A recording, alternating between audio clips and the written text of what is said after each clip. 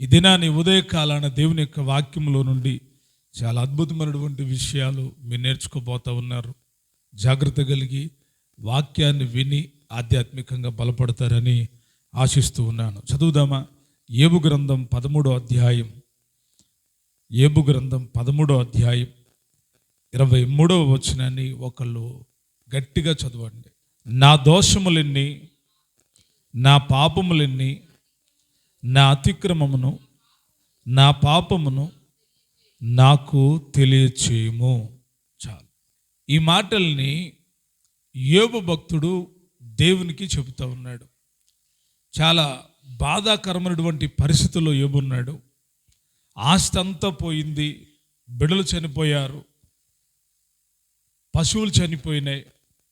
ఏమీ లేనటువంటి పరిస్థితుల మధ్యలో భయంకరమైన కురుపుల రోగం వచ్చి ఆ కురుపుల రోగంతో నలిగిపోతున్నటువంటి సమయంలో స్నేహితులు వచ్చి పలు విధములైన ప్రశ్నలేసి ప్రశ్నిస్తూ ఉన్న సమయంలో యోబు గారు దేవునితో అంటూ ఉన్నాడు, ఎందుకు నీవు నాకు మరుగైపోయావు? నేను చేసినటువంటి దోషాలెన్ని, నా పాపాలెన్ని, నా అతిక్రమాలెన్ని అని అడుగుతూ ఉన్నాడు. యోబు తన దృష్టికి తాను నీతిమంతుణ్ణి అనుకోవట్లేదు. ఏవో దేవుడికి నాకు మధ్య అడ్డుగా ఉన్నాయి, అందుకే దేవుడు నాతో మాట్లాడుతున్నా నేను వినలేకపోతున్నా. నేను ఆయనకి చెబుతున్నా, ఆయన దగ్గర నుండి నాకు ఏ రిప్లై రావట్లేదు. నా పాపాలెన్ని, నా దోషాలెన్ని, నా అతిక్రమాలెన్ని అని యోబు భక్తుడు దేవుని యొక్క సన్నిధానంలో ప్రార్థిస్తూ ఉన్నాడు. ఒక దేవుని యొక్క బిడ్డకి 3 విషయాలు తెలియాలి. పాపములు అంటే సరిపోతుంది కదా, నా పాపాలేంటో నాకు చెప్పయ్యా అంటే సరిపోతుంది. కానీ ఇక్కడ అంటాడు, నా అతిక్రమాలెన్ని, నా దోషాలెన్ని, నా పాపములు ఎన్ని అని దేవుణ్ణి అడుగుతుంటాడు. అవి నాకు తెలియజేస్తే బాగుంటుందయ్యా, నాకు తెలియజేయి.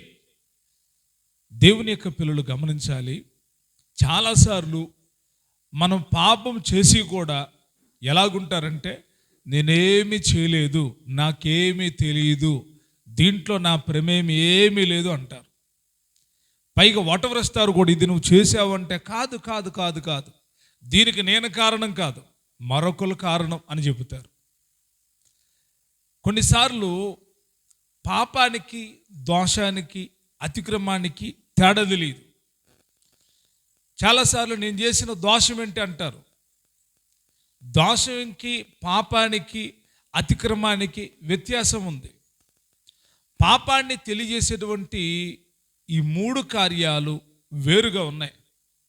పాపం వేరు, దోషం వేరు, అతిక్రమం వేరు. 3 పాపాలే, కానీ వాటి యొక్క విధానాలు వేరు, వాటి యొక్క క్రియలు వేరు.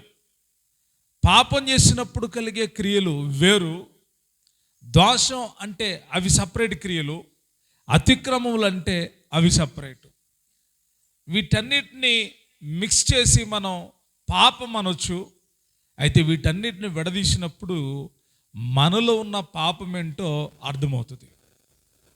దేవుడు మనతో మాట్లాడడం మానేశాడు, దేవుడు మనల్ని దర్శనం ఇవ్వడం మానేశాడు, దేవుడు మనతో ముచ్చటించడం మానేశాడు, దేవునితో నడవడం ఆగిపోయాం, దేవుని దగ్గర అడుగుతున్నాం కానీ జవాబు రావట్లేదు.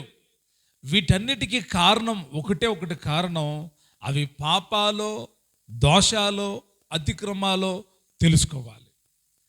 తెలుసుకొని ఎప్పుడైతే కొనసాగుతారో అప్పుడు మీరు ఆ పాపంలో నుండి విడుదల పొందిన వాళ్ళై దేవుని యొక్క కృప దగ్గరకు వచ్చి కృప పొందుకున్న వాళ్ళై దేవుని ఆశీర్వాదాలని అనుభవించగలుగుతారు. పాపాన్ని ఏలుబడి చేస్తా ఉన్నాడు సాతానుడు. ధర్మశాస్త్రము మనిషిని పాపం కింద ఉంచింది, కానీ యేసుక్రీస్తు ప్రభువారు పాపం నుండి మనల్ని విడిపించాడు, విమోచించాడు. అంత మాత్రాన ఇంకా పాపం చేయట్లేదా? అంత మాత్రము దోషాలు లేవా? అంత మాత్రం అతిక్రమములు లేవా అంటే ఉన్నాయి. అవి తెలిస్తే సరి చేసుకుంటాం, అవి తెలియకపోతే సరి చేసుకోలేం. మనము మన జీవితంలో 2 రకాలుగా పాపాన్ని చేస్తాం. ఒకటి తెలిసి పాపం చేస్తాం, రెండవది తెలియక పాపం చేస్తాం, మూడవది తెలిసి తెలియక కూడా పాపం చేస్తాం. ఈ మూడు కోణాల్లో మన అనుభవం ఎక్కడుందో పరీక్షించుకోగలిగితే మన ఆధ్యాత్మిక జీవితం అనేటువంటిది అభివృద్ధి చెందుతూ ఉంటుంది. లేకపోతే ఎలాగుంటుందంటే, దేవుడు నాతో ఉన్నాడులే, దేవుని ఆత్మ నాతో ఉందిలే, దేవుడు నాతో మాట్లాడుతున్నాడు, నాకు ఎవ్వరితో సంబంధం అవసరం లేదు, నా పక్కింటి వాడితో నాకు పని అవసరం లేదు, నా ఎదుటి వాళ్ళతో నాకు పని అవసరం లేదు, ఎవరు నా తోడు అవసరం లేదు, నేను ముందుకెళ్ళిపోతాను, నాకు దేవుడే నేరుగా ఉన్నాడు అని అపరాధాన్ని, అతిక్రమాన్ని, పాపాన్ని గుండెల్లో పెట్టుకొని ముందుకు వెళ్ళిపోతే దాని వలన నష్టం కలుగుతుంది. మనిషి ప్రతిరోజు పరీక్షించుకోవాలి, నేనెక్కడున్నా దేవుడు నాతో మాట్లాడకపోవడానికి, దేవుడు నా ప్రార్థన వినకపోవడానికి, దేవుడు నాకు తన ముఖాన్ని మరుగు చేసుకోవడానికి నేను చేసిన పాపం ఏంటి, నేను చేసిన దోషాలు ఎన్ని, నేను చేసిన అపరాధాలు ఎన్ని అని దేవుని సన్నిధానములో అడగడం, ప్రార్థించడం, ఒప్పుకోవడం, విడిచిపెట్టడం దేవుడికి ఇష్టమైన కార్యం. చాలాసార్లు ఎలాగుంటుందంటే మన పరిస్థితి, చేయాల్సినవన్నీ చేస్తాం, అనాల్సినవన్నీ అనేస్తాం, చేయకూడని కార్యాలన్నీ చేసేస్తాం, చేసేసి పైగా నేను ఏం చేయలేదు అని చెబుతాం. అదే పెద్ద భయంకరమైన పాపం. ఈ యొక్క దినాన, ఈ ఉదయకాల సమయంలో ఈ వివరణ అంతా కూడా మీరు తెలుసుకోవాలి. యోబు భక్తుడు దేవుని సన్నిధానంలో అడుగుతున్నాడు, అయ్యా నా దోషాలు ఎన్ని, నా పాపాలు ఎన్ని, నా అపరాధం ఏంటి, నా అతిక్రమం, అతిక్రమం ఒకటి, అపరాధాలు ఎన్ని అని అడుగుతూ ఉన్నాడు. యోబు గారు ఏమనుకున్నాడంటే, ఏవో దోషాలు ఉన్నాయి, ఏవో పాపం ఉంది. నిజంగా యోబు పాపం చేయలేదు, ఏ విషయంలో కూడా ఏం చేయలేదు, పాపం చేయలేదు. కనీసం పిల్లల విషయంలో కూడా పిల్లల కాల తమ మనసుల్లో పాపం చేస్తారేమో, వాళ్ళు తప్పిపోతారేమో అని వారి కోసం బలులు అర్పించి దేవుడి సందులో వేడుకున్నవాడు యోబు. అతని వంటి వాడు భూమి మీద ఎవ్వడు లేడని దేవుడే సాక్ష్యం చెప్పాడు. అటువంటి వాడు ఇప్పుడు చేస్తున్న ప్రార్థన ఏంటి అంటే, ప్రభువా నా దోషాలేంటి, నా పాపాలేంటి, నా అపరాధాలేంటి అని దేవుణ్ణి అడుగుతూ ఉన్నాడు. అయితే ఈ మూడు వేరు వేరు అని చెప్పాను కదా, ఒక్కొక్క విషయాన్ని మీకు అర్థమయ్యేటట్టు చెప్తాను. ప్రతి మనిషి జీవితంలో ఈ మూడు రకాలుగా పాపము పనిచేస్తూ ఉంటుంది.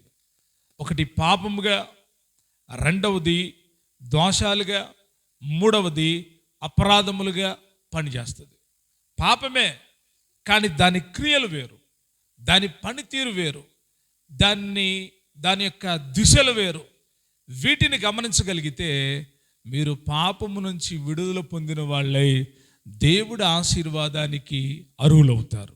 మొట్టమొదటిగా పాపము అంటే మనకి నోట్లో నుండి వచ్చే మాట ఆజ్ఞ అతిక్రమమే పాపం అంటాం. ఇంకా లోతైన విషయం ఏంటంటే, పాపాన్ని గురించి మూల భాషలో ఒక మాట ఉంది, హమార్టియా అని అర్థం.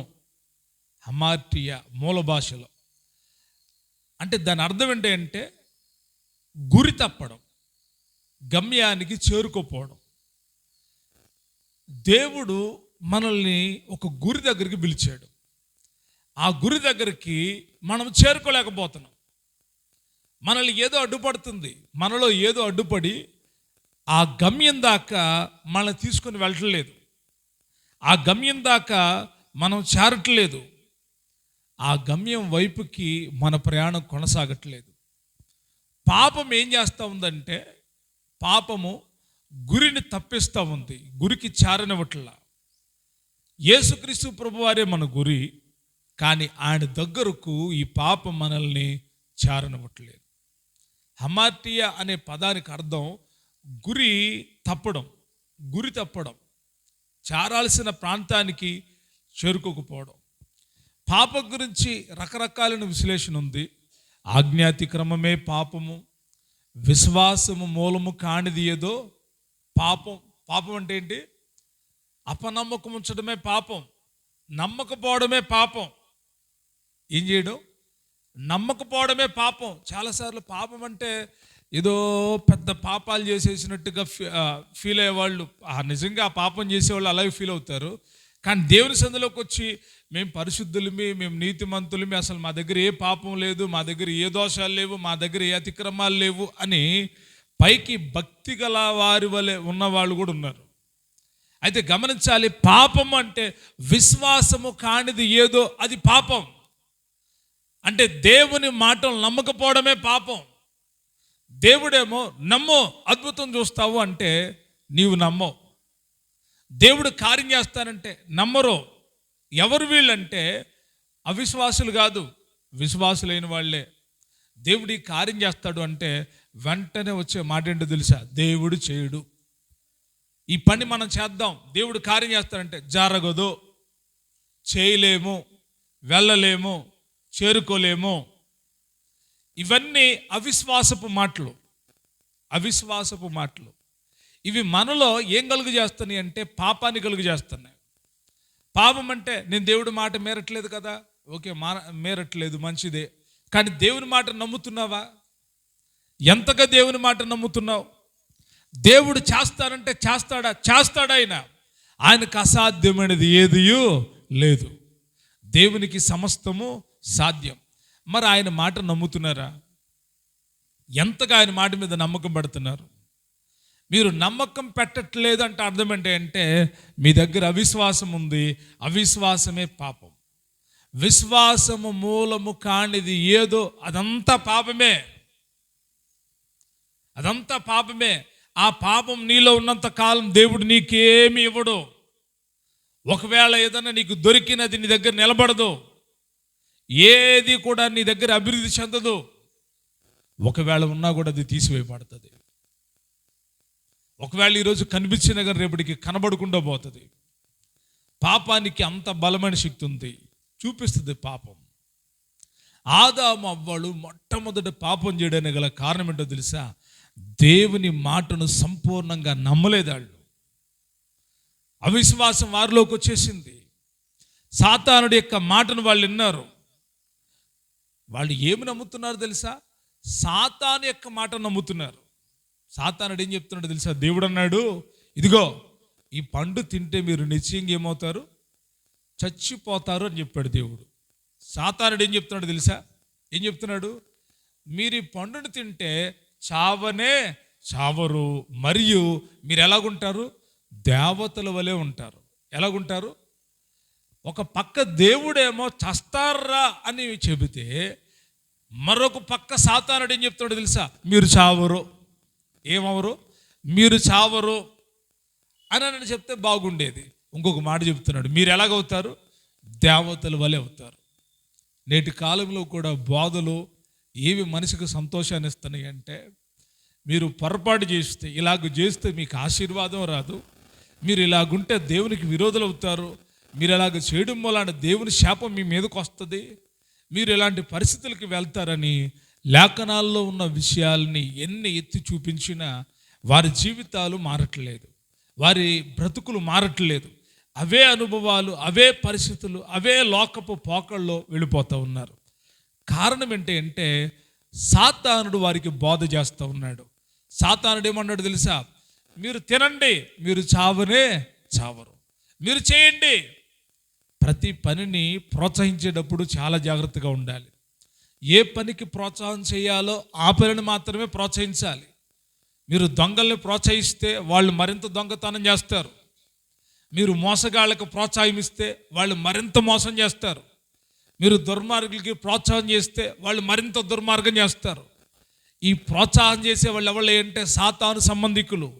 సాతానుడు ఎప్పుడూ కూడా దేవుని పిల్లలు మోసగిస్తానే ఉన్నాడు. వాడు ఆది నుండి కూడా దేవుని నామం పెట్టబడిన ప్రజలను, దేవుని కుటుంబాన్ని వాడు మోసగిస్తానే వచ్చాడు. వాడు ఎలాగ మోసగిస్తున్నాడంటే దేవుని మాటల్ని మార్చి ప్రజలను మోసగిస్తూ ఉన్నాడు. ప్రజలు ఎవరు మాట్లాడుతున్నారు? దేవుని యొక్క మాటలు వింటలేదు, దేవుని యొక్క వాక్యాన్ని వినడం లేదు. సాతానుడి యొక్క మాటలు వింటున్నారు, సాతానుడి యొక్క మాటలు గుండెలో పెట్టుకుంటున్నారు, సాతానుడి యొక్క మాటల మీద విశ్వాసం ఉంచుతున్నారు. దేవుని మాటల్ని మాత్రం నమ్మట్లేదు, దేవుడు చెప్పిన ఆజ్ఞలు నమ్మట్లేదు. వారి సొంత భక్తి మొదలైపోయింది. సాతానుడు వారికి బోధ చేయడం మొదలుపెట్టాడు.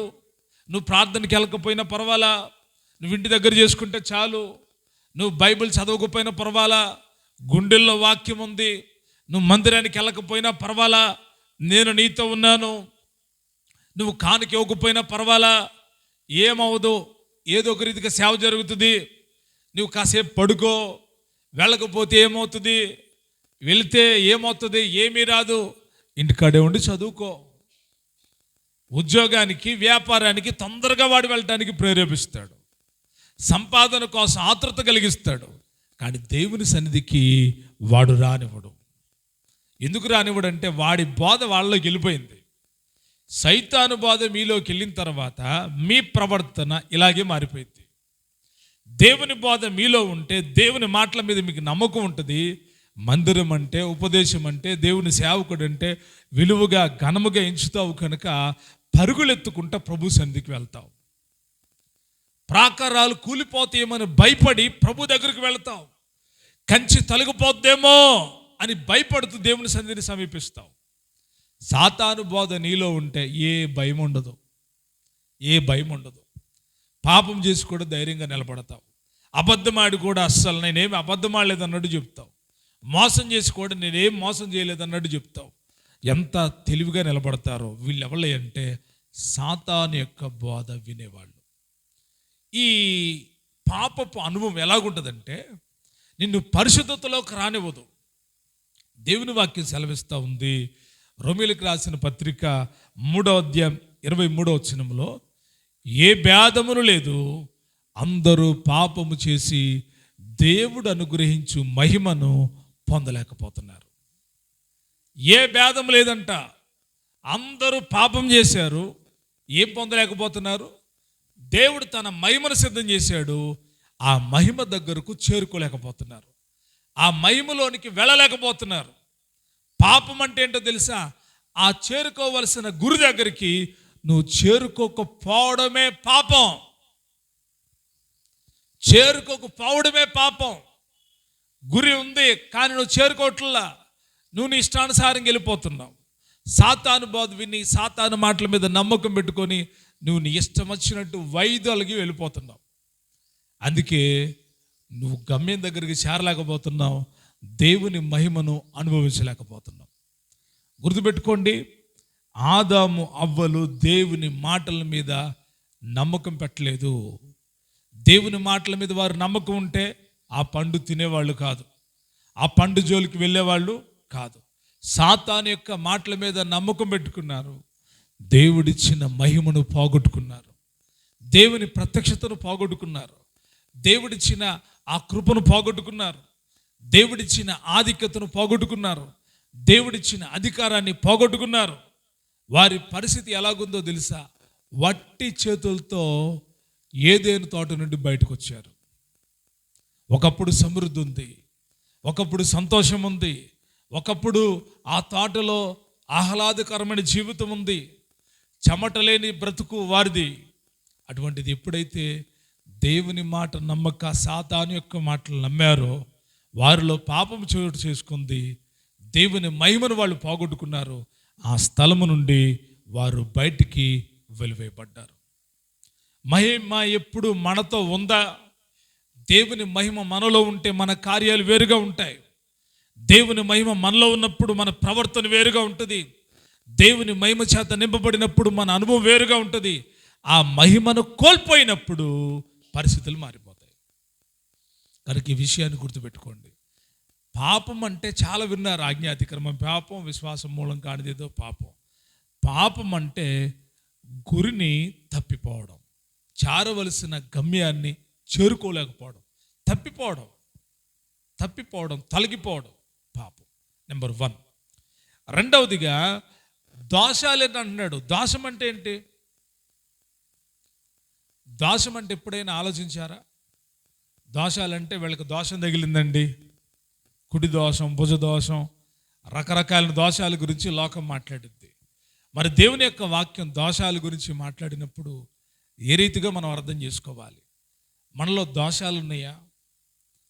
కీర్తనకారుడు అంటాడు, ప్రభువా మా దోషములు నీవు కనిపెట్టి చూసిన ఎడల నీ ఎదుట ఎవడు నిలవగలడు అంటాడు. దోషాలంటే ఏంటి? పాపం అంటే ఏంటి తెలుసుకున్నారు. గురిని తప్పిపోవడం పాపం. రెండవదిగా దోషాలంటే ఏంటి? చాలాసార్లు ఆ దోషం అండి, ఈ దోషం అండి, వాళ్ళ దోషం వీళ్ళకి తగిలిందండి, వాళ్ళు అన్యాయం చేశారు, వాళ్ళ దోషం వీళ్ళకి తగిలింది అని దోషాల గురించి మాట్లాడతారు. దోషం అంటే అర్థం ఏంటంటే ఇబ్రీ భాషలో అవ్వాన్ అంటారంట. ఏమంటారు ఇబ్రీ భాషలో? అవ్వాన్ అంటే వంకరగా ఉండడం లేదా లోపలి స్వభావం పాడైపోవడం. ఇంకొక మాట అంటే దోషం అంటే వంకర బుద్ధి. దోషాలంటే ఏంటి? వాడిని అన్యాయం చేశారండి, ఆడికి దోషం, వాడిని ఇలా చేశారండి, ఆ దోషం ఈ దోషం, ఇవన్నీ వేరు. బైబిల్ ప్రకారం మనం గమనించాలి, దోషము అంటే వంకర బుద్ధి, వంకరతనము, లోపలి స్వభావం అంతా పాడైపోవడం. బయట స్వభావం కాదు, లోపలి స్వభావం అంతా. బయటికి బాగానే ఉన్నారు, బయటికి చాలా అందంగా కనబడుతున్నారు, బయటికి చాలా ఆధ్యాత్మికంగా కనబడుతున్నారు, బయటికి చాలా పరిశుద్ధంగా కనబడుతున్నారు, చూడడానికి టయానికి ముందే మందిరానికి వెళ్తున్నారు, మంచి పాటలు పాడుతున్నారు, ఆరాధన చేస్తున్నారు, వాక్యాన్ని బోధిస్తున్నారు, సంఘాన్ని నడిపిస్తున్నారు, సేవ చేస్తున్నారు, అన్నీ బాగానే ఉన్నాయి. దేవునిలో ఎంత ఆసక్తి అంటే చాలా ఆసక్తి. కానీ వారి దోషాలు వారికి అడ్డుగా ఉన్నాయి. ఎలాగా? దోషం అంటే లోపలి స్వభావం పాడైపోవడం. బాహ్యంగా బాగున్నారు, బాహ్యంగా చాలా బాగున్నారు. బుద్ధి అనేటువంటిది లోపల నుండి వచ్చేటువంటిది. బుద్ధి చాలా భయంకరమైన పాపంలోకి తీసుకొని వెళ్తుంది. ఏ బుద్ధి అంటే వంకర బుద్ధి. పాపం అనేది ఒక అడుగు తప్పిపోవడం, గురి తప్పిపోవడం అయితే, దోషం అనేది హృదయంలో ఉన్న లోతైన వంకర బుద్ధి. వంకర బుద్ధి. వంకర బుద్ధి అంటే ఏంటో తెలుసా? అది తప్పని తెలుసు, అది తప్పని తెలుసు, కానీ కావాలని దాన్ని చేయడం. అలాగ అనకూడదని తెలుసు, కానీ కావాలని అనడం. అలా చేయకూడదని తెలుసు, కానీ కావాలని చేయడం. వంకర బుద్ధి అంటే అర్థమైంది మీకు? వంకర బుద్ధి అంటే కావాలని చేయడం. ఇలాగ చేస్తే చేయకూడదు, అలా చేయకూడదు, అలాగ చేస్తే అది దోషం. వంకర బుద్ధి. దావీదు బెత్షెబాను చూశాడు. బెత్షెబాను చూసి పాపం చేశాడు. పాపం చేసిన తర్వాత దావీదు దేవుడి సన్నిధిలో ఒప్పుకోవడం మర్చిపోయాడు. తప్పు చేశాడు, కానీ ఒప్పుకోవడం మర్చిపోయాడు. వంకర బుద్ధి కలిగి ఉన్నాడు. తన అంతరంగం పాడైపోయింది, తన యొక్క హృదయం పాడైపోయింది, కానీ అతడు ఏమీ తెలియని వాడిగా ఉన్నాడు. అయితే దేవుడు ఎప్పుడైతే గుర్తు చేశాడో వెంటనే ఒప్పుకోవడం మొదలుపెట్టాడు. పాపాన్ని కుట్రపూరితంగా కప్పిపెట్టుకోవడం దోషం, పాపాన్ని ఒప్పుకోవడం విడుదల పొందడం. మనకు తెలుసు అది చేయకూడదు, ఏం చేయకూడదు, అది చేయకూడదు, అలా ఉండకూడదు అని తెలుసు, కానీ అదే పని చేస్తాం. దైవ గ్రంథంలో ఆ దినాల్లో షిలోహు మందిరం అంటే చాలా ప్రాముఖ్యత కలిగిన మందిరం. ఇశ్రాయేలు యెరూషలేముకు చేరుకున్న తరువాత వేయబడిన గుడారము షిలోహు గుడారం. అక్కడ దేవుని మందసం ఉంది, అక్కడ దేవుని మహిమ ఉంది, అది యెరూషలేములో ఉంది. ప్రజలందరూ ఆ షిలోహుకు వచ్చి అక్కడ దేవుని ఆరాధించేవాళ్ళు, బలులు అర్పించేవాళ్ళు, ప్రార్థనలు చేసుకునేవాళ్ళు. ఘనముగా ఎంచబడింది షిలోహు మందిరం. అక్కడ ఏలి అనేటువంటి ఒక ప్రవక్త ఉన్నాడు. అతడు చెప్పిందల్లా దేవుడు జరిగిస్తూ వచ్చాడు. అతడి చర్యలన్నీ కూడా చాలా బాగున్నాయి. అయితే జరిగిన కార్యం అంటే ఏలీకి కుమారులు ఉన్నారు. వారి కుమారులు ఏం చేస్తూ ఉన్నారు తెలుసా? వారు దేవుని మందిరపు పనిలో భయంకరులుగా ఉన్నారు. యాజకులు తినేటువంటి ఆ మాంసాన్ని ఉడకక ముందే పచ్చిగానే వాళ్ళు తీసుకొని తినడం మొదలుపెట్టారు. వారు తిండిపోతులుగా ఉన్నారు. తరువాత వాళ్ళ పరిస్థితి ఏంటో చెప్పనా? ఆ మందిరపు సేవ చేయడానికి, గుడారపు సేవ చేయడానికి కొందరు స్త్రీలు వస్తే ఆ స్త్రీలతో రహస్యంగా ఆ గుడారములోనే వారు పాపం చేయడం మొదలుపెట్టారు. దుర్మార్గంగా ప్రవర్తించడం మొదలుపెట్టారు. దేవుని వాక్యం చెప్తా ఉంది కదా, వారు యెహోవాను ఎరుగని వారై, దేవుని మందసం ఉంది, దేవుని కార్యాలు వాళ్ళ కళ్ళెదుటున్నాయి, కానీ వారు యెహోవాను ఎరుగని వారై భయంకరమైనటువంటి పాపాన్ని చేస్తూ వచ్చారు. భయంకరమైన పాపం. వారికి తెలుసు ఇది దేవుని మందిరం, ఇలాగ చేయకూడదని తెలుసు. తన తండ్రి యాజకుడని తెలుసు, తన తండ్రి ప్రవక్త అని తెలుసు. కానీ వారు చేస్తున్న పనేంటో తెలుసా? దేవుడికి విరోధమైన కార్యాలు వాళ్ళు చేస్తూ వచ్చారు. దేవుని దృష్టిలో భయంకరమైనటువంటి దుర్మార్గులైపోయారు. మిక్కిలి దుర్మార్గులంట. వాళ్ళ గురించి వాక్యంలో రాయబడి ఉంది, వాళ్ళు మిక్కిలి దుర్మార్గులు. వాళ్ళ దోషాలకి పరిహారం లేదంట. 1 సమూయేలు గ్రంథం 3వ అధ్యాయం 14వ వచనం. కాబట్టి ఏలి ఇంటి వారి దోషమునకు బలి చేతనైనను నైవేద్యము చేతనైనను ఎన్నటికీ ప్రాయశ్చిత్తము చేయబడదని నేను ప్రమాణపూర్వకంగా ఆజ్ఞాపించి తిని. దేవుడు ఏమన్నాడు తెలుసా? క్షమించాలి కదా దేవుడు. మన దేవుడు ఏ దేవుడు? క్షమించేటువంటి దేవుడు కదా. కానీ ఏలి కుమారుల విషయంలో దేవుడు ఏమన్నాడు తెలుసా? కాబట్టి ఏలి ఇంటి వారి దోషమునకు బలి చేతనైనను నైవేద్యము చేతనైనను ఎన్నటికీ ప్రాయశ్చిత్తము చేయబడదు. అందుకే భక్తులు అంటాడు, మా దోషాలను కనిపెట్టి చూస్తే మేము నిలబడలేమయ్యా. వీళ్ళ బుద్ధి వంకర బుద్ధి. దేవుని యొక్క సేవలో అలాగ చేయకూడదని వాళ్ళకు తెలుసు, కానీ వాళ్ళు అలాగ చేస్తానే వచ్చారు. తండ్రి హెచ్చరించాడంట. తండ్రి ఏమని హెచ్చరించాడో తెలుసా? ఇదిగో కొడుకులతో చెప్తున్నాడు, ఇదిగో వాళ్ళని పిలిపించి చెప్తున్నాడు. 23వ వచనం, 1 సమూయేలు గ్రంథం 2వ అధ్యాయం 23వ వచనం. ఈ జనుల ముందర మీరు చేసిన చెడ్డ కార్యములు నాకు వినబడినవి. ఇలాంటి కార్యములు మీరు ఎందుకు చేయుచున్నారు? నా కుమారులారా, ఇలాగ చేయవద్దు. నాకు వినబడినది మంచిది కాదు. యెహోవా జనులను మీరు అతిక్రమింప చేయుచున్నారు. నరుడు తప్పు చేసిన యెడల దేవుడు విమర్శ చేయను, కానీ ఎవరెన్ను యెహోవా విషయంలో పాపం చేసిన యెడల వాని కొరకు ఎవడు విజ్ఞాపన చేయను అనెను. అయితే యెహోవా వారిని చంపదలసి ఉండెను గనుక వారు తమ తండ్రి యొక్క మొరను వినకపోయిరి. దోషం అంటే ఏంటో తెలుసా? వంకర బుద్ధి. దేవుడు చెప్పాడు ఇలాగ చెయ్యొద్దు అని, ఇలాగ నడుచుకోవద్దని హెచ్చరించాడు. ఇప్పుడు దాకా చేసిన పాపం చాలు, ఇక చెయ్యొద్దు, ఈ తిరుగుబాటు చేయొద్దు అని దేవుడు చెప్పాడు. కానీ వీళ్ళు ఏం చేస్తున్నారు తెలుసా? తండ్రి మాట ఏం చేయట్లా, వింటున్నారా? వింటలా, తండ్రి మాట వింటలా, మళ్ళీ చేస్తూ ఉన్నారు. ఇది వారి దోషాలకు కారణమైంది. దేవుడు అన్నాడు, వీరి దోషాలకు బలి చెల్లించినా నైవేద్యం చెల్లించినా ఏమి రాదు? ప్రాయశ్చిత్తము రాదు. కొన్ని సందర్భాలు ఇలాగ ఉంటాయి. మీరు చేసే దోషాలు ఎంత భయంకరమైన దోషాలంటే అవి బలి చెల్లించినా నైవేద్యం చెల్లించినా దేవుడు అంగీకరించడు. అప్పుడే మరణం తటస్థిస్తుంది. కాబట్టి దోషముల విషయంలో చాలా జాగ్రత్తను వహించాలి. మరొక మాట మనం చదివితే దోషాల విషయంలో సౌలు రాజు అయ్యాడు. సౌలు రాజు. దేవుడు అన్నాడు అమాలేకీయుల విషయంలో, అమాలేకీయులందరిని ఏం చెయ్యి? తుడుపు పెట్టమని దేవుడు చెప్పాడు. సౌలు ఏం చేస్తున్నాడు తెలుసా? వారిని తుడుపు పెట్టడానికి బదులు వారిలో కొందరిని బ్రతికించాడు, కొన్ని జంతువులను బ్రతికించాడు. సమూయేలు అడుగుతున్నాడు, సమూయేలు ప్రవక్త అడుగుతున్నాడు, అయ్యా సౌలా, నాకు రంకెలు వినబడుతున్నాయి.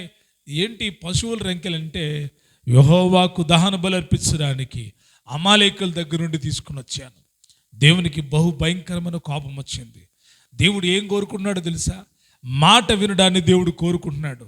దేవుడు చెయ్యొద్దన్న పని చేయడమే వంకర బుద్ధి. సౌలు తన వంకర బుద్ధిని చూపిస్తూ ఉన్నాడు, ఆప్షన్ ఎత్తుకుతూ ఉన్నాడు. దేవుడు చెప్పిన పనే చేయాలండి. ఎప్పుడైనా గుర్తుపెట్టుకోండి, దేవుడు చెప్పిందే చేయాలి. దానికి ఆప్షన్ ఎత్తకూడదు. సౌలుకి చెప్పిన పని సౌలు చేయలా, దేవుడికి విరోధంగా నడిచాడు. అతడేదో ఆలోచించాడు, దేవుని కొరకు నేనేదో చేస్తున్నా. దేవుడు ఏది చేయమంటాడో అది చేయాలి. నేనేదో అది చేసేసా, దేవుడి కోసం అది చేసా, ఇది చేసా, అవి లెక్కలోకి రావు. దేవుడు చేయమన్నాడా నిన్ను? దేవుడు ఇవ్వమన్నాడా? దేవుడు ప్రోత్సహించమన్నాడా? దేవుడు వెళ్ళమన్నాడా? దేవుడు వెళ్ళమంటేనే వెళ్ళాలి, దేవుడు చేయమంటేనే చేయాలి. అంతేగాని నాకు ధనం ఉంది కాబట్టి నేను ఇష్టం వచ్చినట్టు చేసేస్తా, నాకు బలం ఉంది కాబట్టి నా ఇష్టం వచ్చినట్టు చేసేస్తా, నాకు అధికారం ఉంది కాబట్టి నా ఇష్టం వచ్చినట్టు నేను చేసేస్తా, నాకు అంత ఆధిక్యత ఉంది కాబట్టి నా ఇష్టం వచ్చినట్టు చేసేస్తా అంటే దేవుడు ఒప్పుకోడు.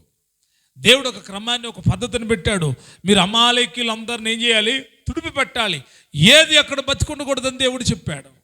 ఏది బతికుండకూడదు. అవి బలిసినవైనా, దహన బలికి పనికొచ్చే అయినా, లేకపోతే ధనము రూపంలో సంపదగా ఉన్న అక్కడ ఏవైనా, ఇంకా దహన బలికి నైవేద్యాలకు పనికొచ్చేవి ఏమున్నా అవి ఏవి బతకకూడదు. అది దేవుడి ఉద్దేశం.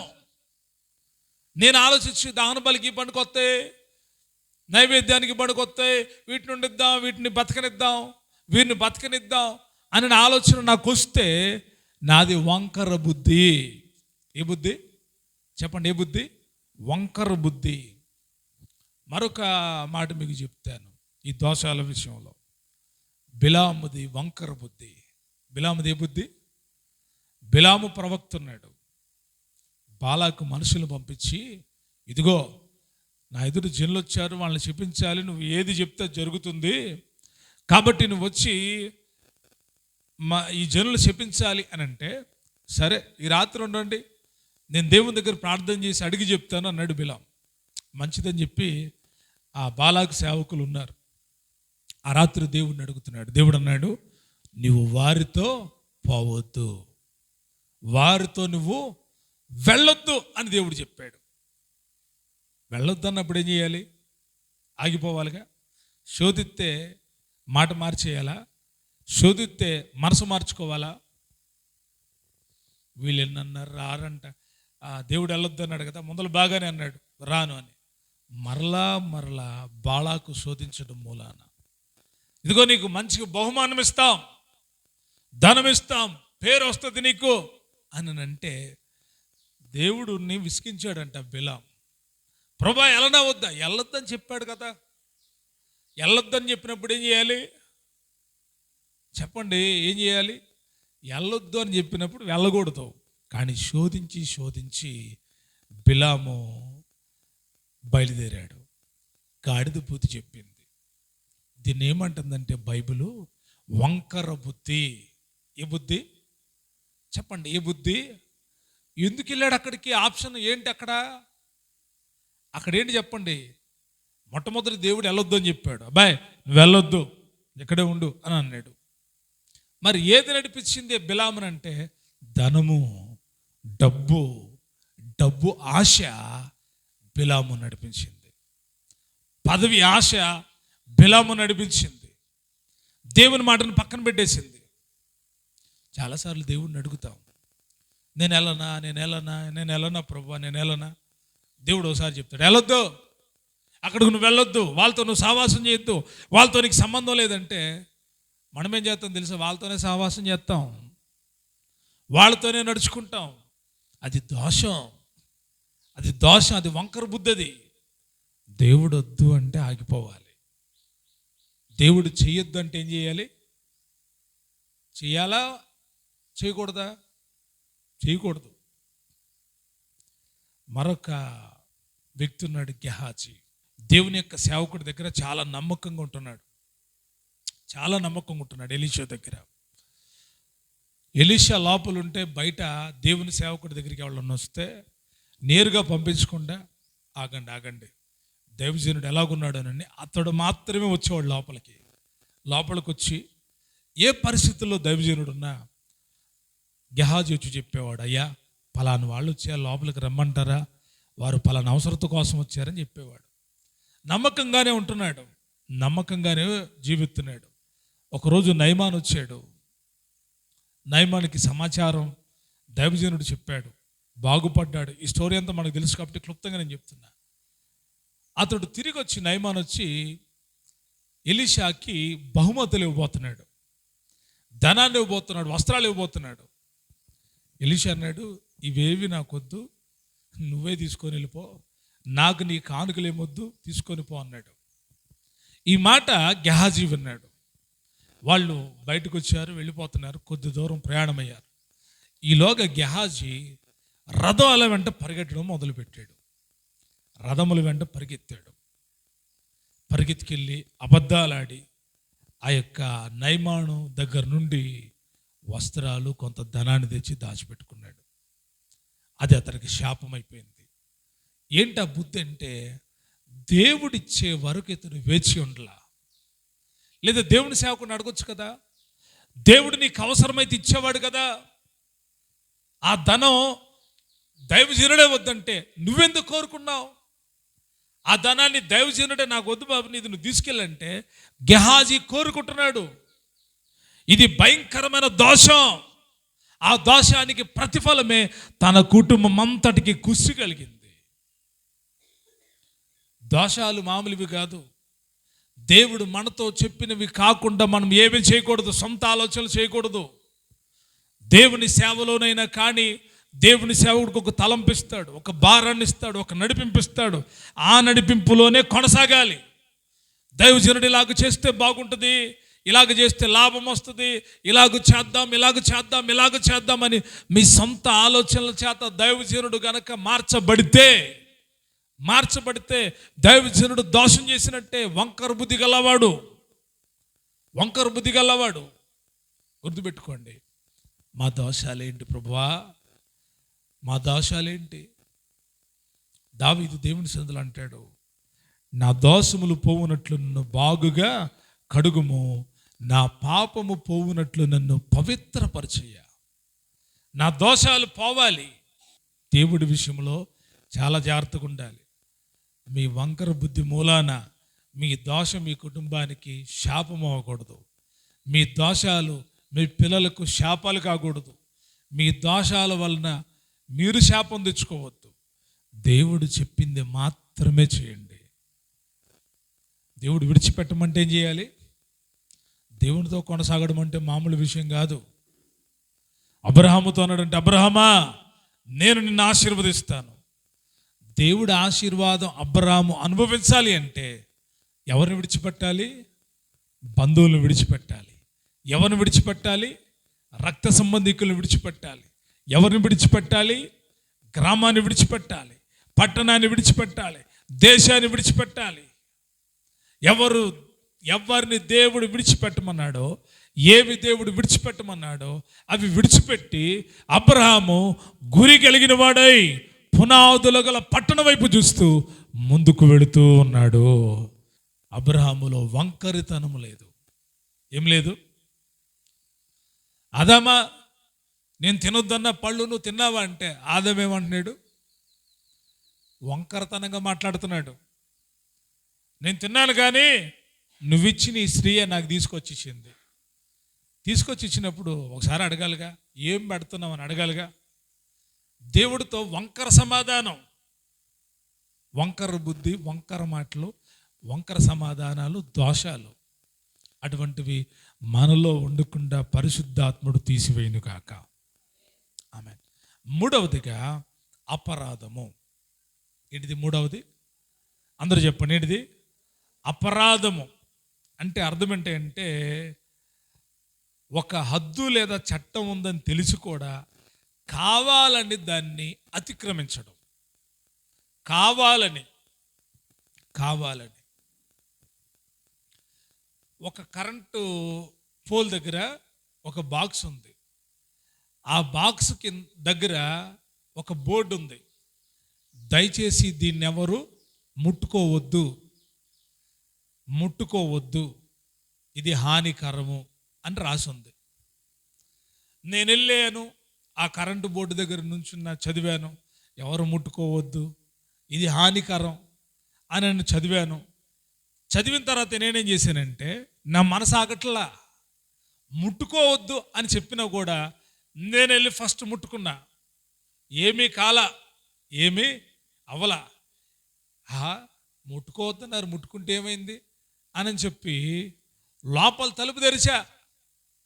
లోపల ఏం చేశా, ఆ బాక్స్ తలుపు తెరిచాను.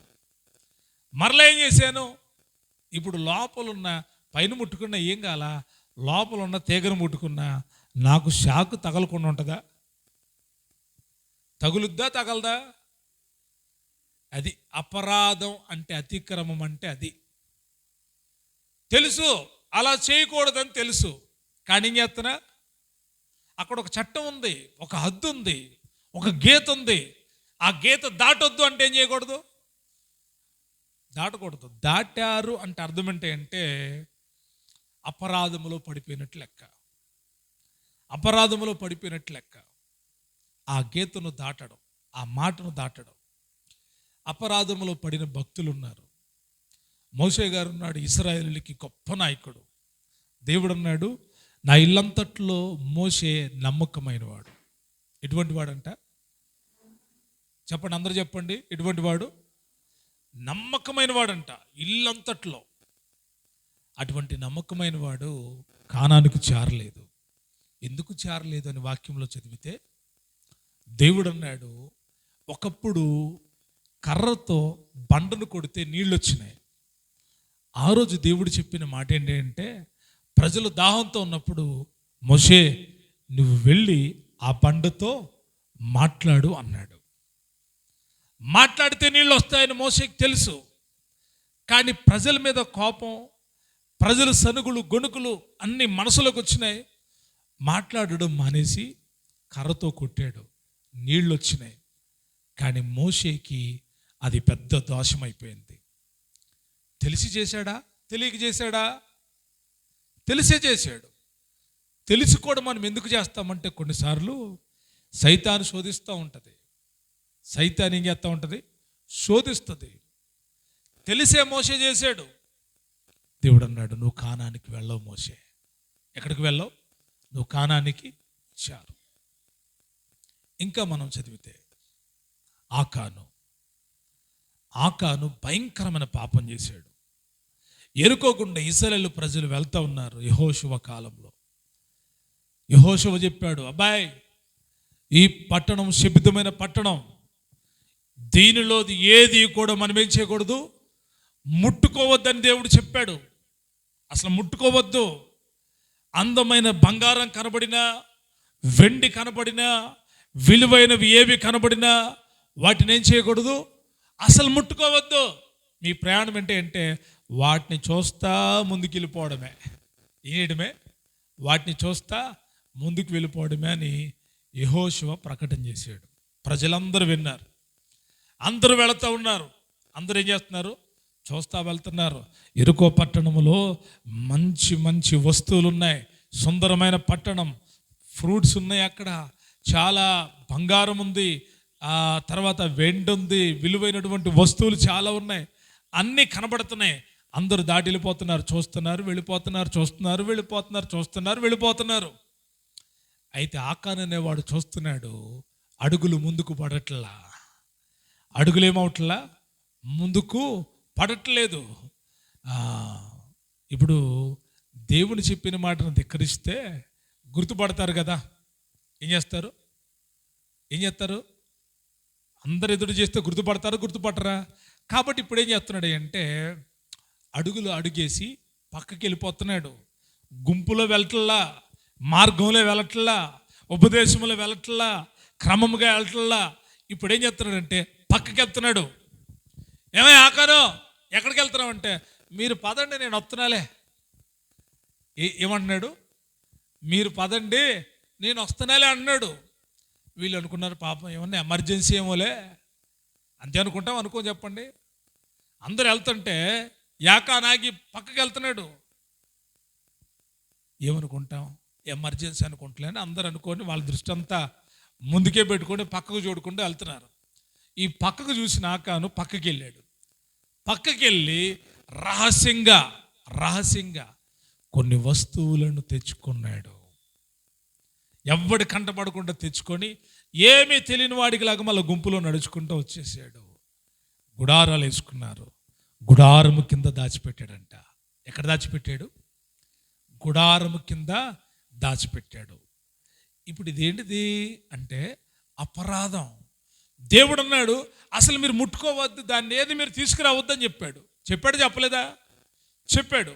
కానీ ఇప్పుడు ఇతనేం చేస్తున్నాడు? ఇతనేం చేస్తున్నాడు చెప్పండి? ముట్టుకున్నాడు, తీసుకొచ్చాడు, దాచిపెట్టాడు. చిన్న పట్టణం మీద అపజయం వచ్చింది.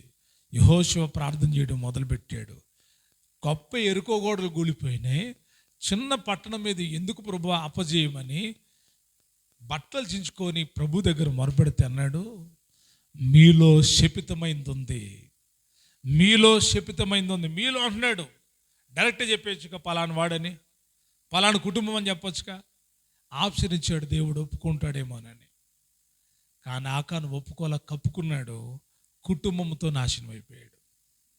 దేవుడికి ఏమిష్టం అంటే అతిక్రమాల్ని దాచిపెట్టుకోకుండా, అపరాధాలని దాచిపెట్టుకోకుండా ఒప్పుకోవడం దేవుడికి ఇష్టం. కప్పుకోవడం దేవుడికి ఇష్టం కాదు. అపరాధం అంటే ఏంటంటే హద్దు మీరడం. దేవుడు చెప్పాడా చేయాలి కదా, చేయలా. ఇంకా మనం క్రొత్త నిబంధనలో చదివితే అననీయ సఫేరా వీళ్ళిద్దరు మంచి భక్తి పరులే, దేవుని ఆత్మ కలిగిన వాళ్ళు. భార్య భర్తలు ఇద్దరు కలిసి ఒక మాట మాట్లాడుకున్నారు. ఏది ఏమైనా దేవుని సేవకు మనం సపోర్ట్గా ఉండాలి, దేవుని సేవకు మనం సహకారంగా ఉండాలి. అందరూ వాళ్ళ పొలాలు ఆస్తులు అమ్మి అపోస్తుల పాదాల దగ్గర పెడుతున్నారు. మనకున్న ఈ పొలం దేవుని కోసం అమ్మేద్దాం. ఎవరి కోసం?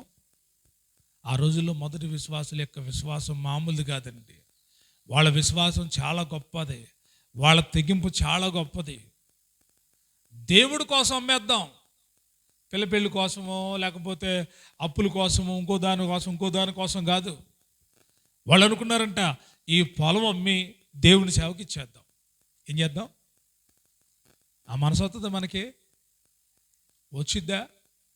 ఏదైనా దేవుడికి ఇవ్వాలంటే దాంట్లో 4 ముక్కలు చేస్తాం. ₹1 అంటే దాన్ని 4 ముక్కలు చేస్తాం. ఎందుకులే ఈ ₹1 దేవుడికి ఇచ్చేద్దాం అనిపిస్తుందా? కానీ మొదటి కాలములో దేవుని ఆత్మ పొందుకున్న వాళ్ళు చేసిన కార్యాలు, వారి విశ్వాసం, వారి భక్తి జ్ఞాపకార్థంగా రాయబడింది. వారి స్థిరచర ఆస్తులను అమ్మి దేవుని సేవకులు ఎదుట పెట్టి, దైవజనులారా మీరు బలమైన సేవ చేయండి, యేసు ప్రభువుని ప్రకటించండి, సేవలో ముందుకెళ్ళండి, మీరు బలమైన సేవ చేయండి అని ప్రోత్సహించారు. వారు కూడా ఆ రీతిగానే ఆ ఆస్తి వచ్చిన తర్వాత వారి సేవను విస్తరింపజేసి ఒక ప్రాంతం నుండి మరొక ప్రాంతాలకు వెళ్ళి దేవుని కొరకు ప్రయాసపడడం మొదలుపెట్టారు. దేవుని కొరకు బహుగా ప్రయాసపడ్డారు. అటువంటి దినాల్లో అననీయ సఫేరాలు అనుకున్నారంట అమ్ముదాము ఇద్దామని. మొత్తం మీద అమ్ముకున్నారు. అమ్ముకున్న తర్వాత ధనం తీసుకెళ్ళి ఇవ్వాలి. ఆ ధనాన్ని తీసుకొని వచ్చి మరలా భార్య భర్తలు ఇద్దరు మాట్లాడుకుంటున్నారు. ఇదిగో ఇంత ధనం ఎందుకు దేవుని సేవకి ఇవ్వడం, దేవుని సేవకుడు ఇవ్వడం? అంచనాలు, కొన్నిసార్లు మన అంచనాలు కూడా ఇలాగే ఉంటాయి.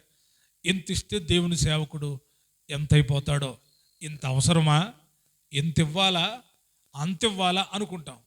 ముందేమో ఇద్దామనుకుంటాం.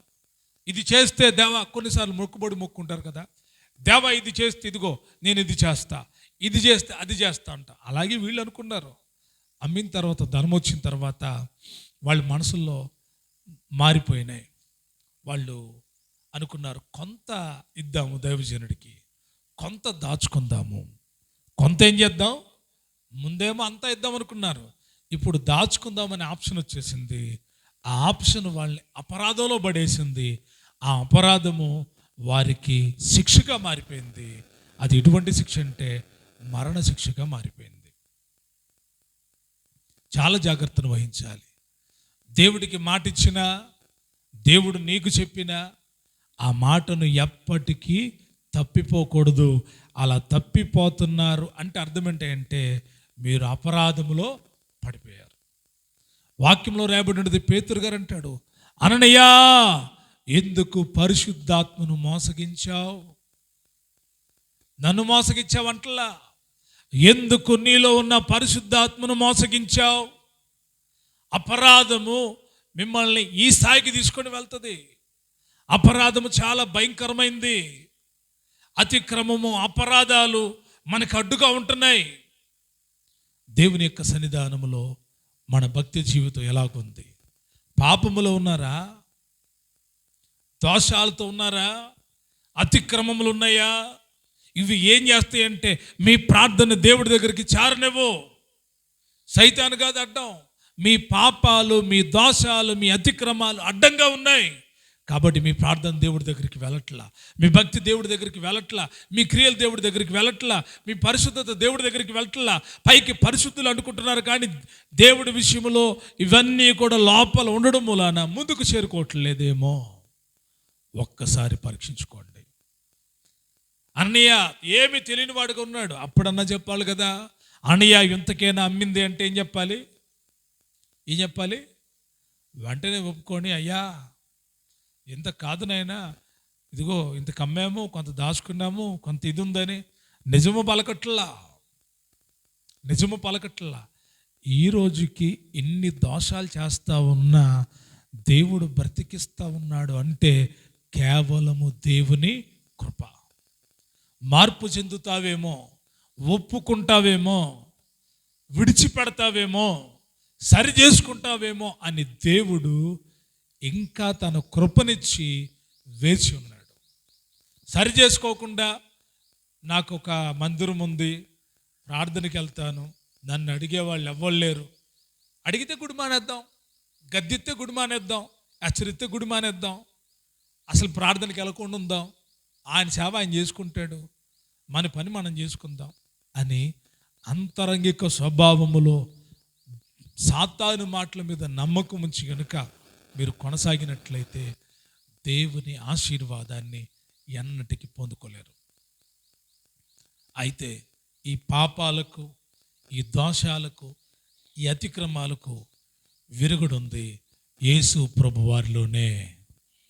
ఒక మాట చదువుదామా? యెషయా గ్రంథం 53వ అధ్యాయం 5వ వచనం.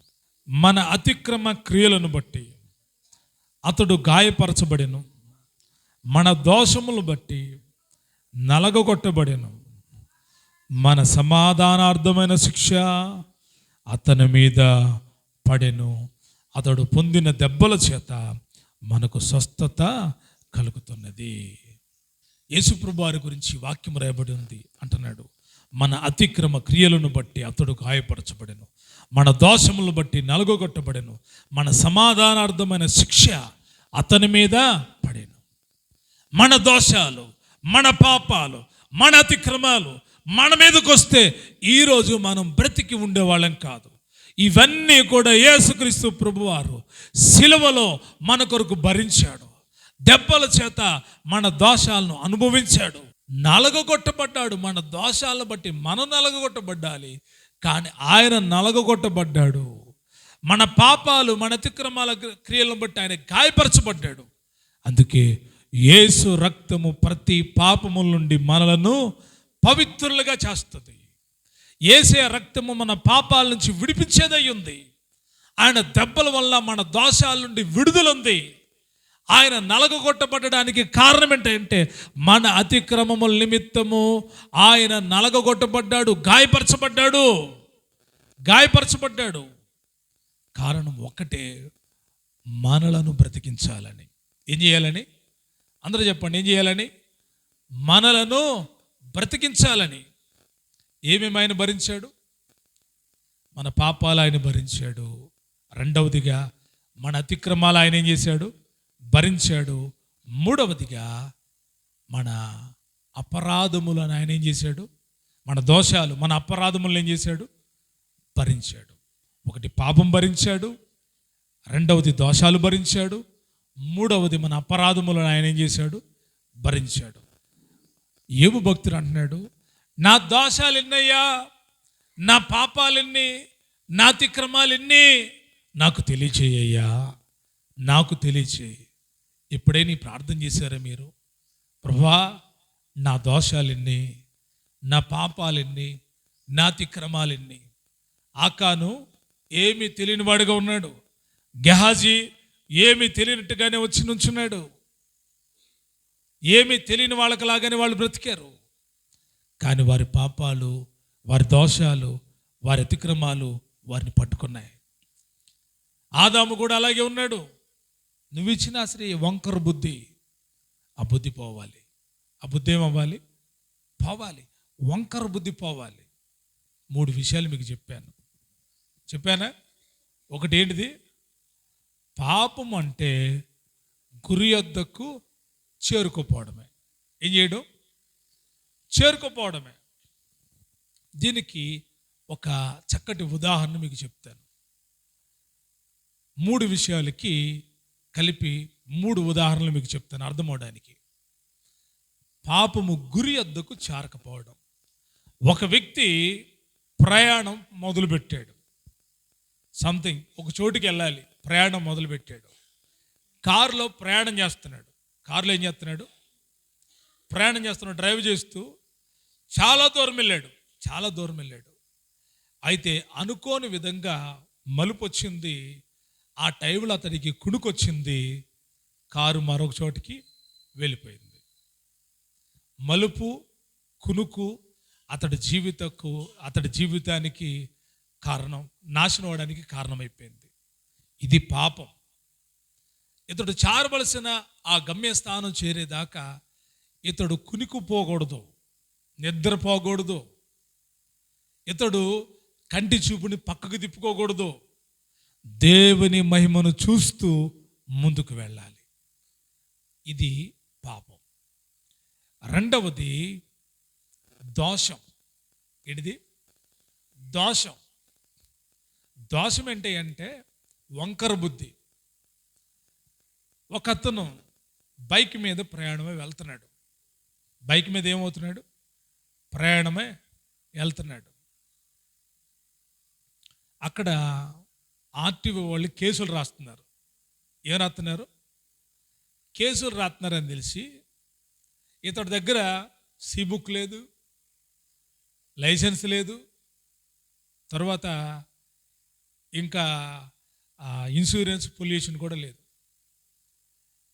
ఒకవేళ వాళ్ళకి దొరికితే పట్టుకుంటే ఏదైనా చేస్తారు, ఒకవేళ వాళ్ళు పట్టుకోకపోతే ఫోటో తీస్తారని చెప్పి బైక్ ఎదురున్నటువంటి ఆ నెంబర్ ప్లేట్ని కప్పడానికి కచ్చీపుని చూడుతున్నాడు.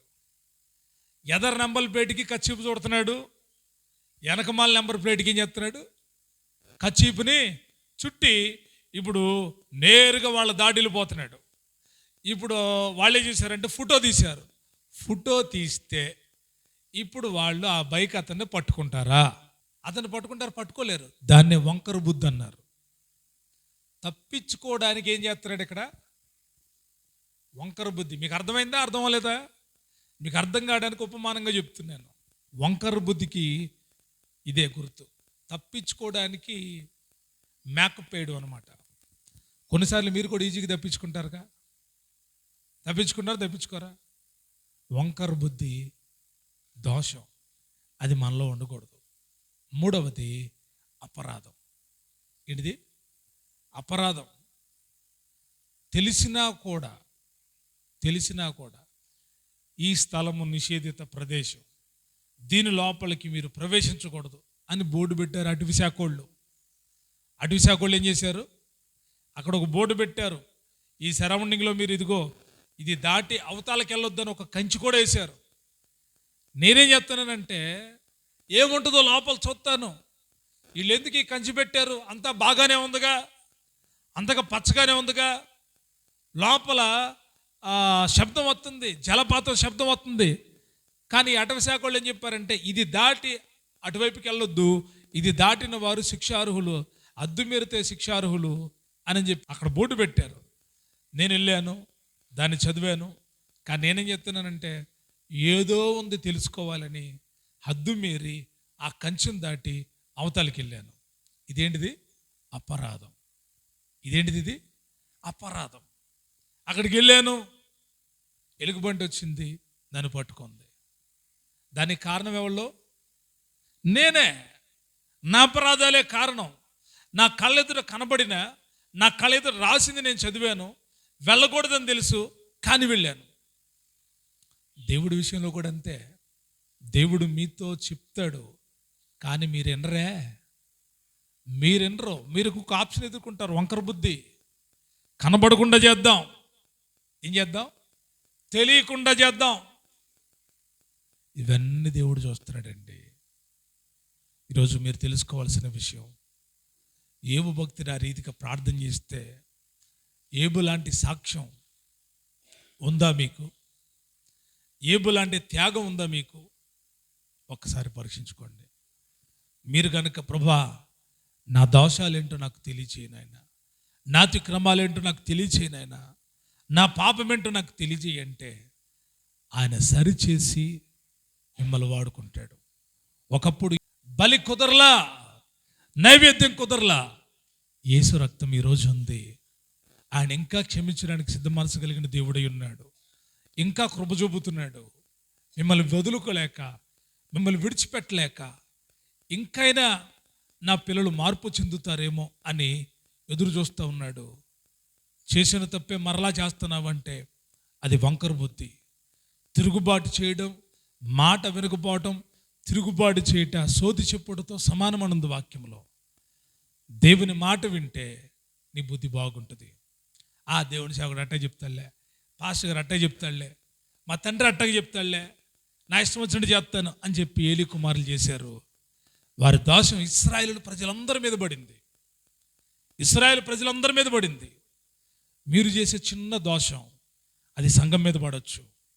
మీరు చేసేటువంటి చిన్న తప్పు మీ కుటుంబం మీద పడవచ్చు. సంఘములో కూడా చాలా జాగ్రత్తగా ఉండాలి.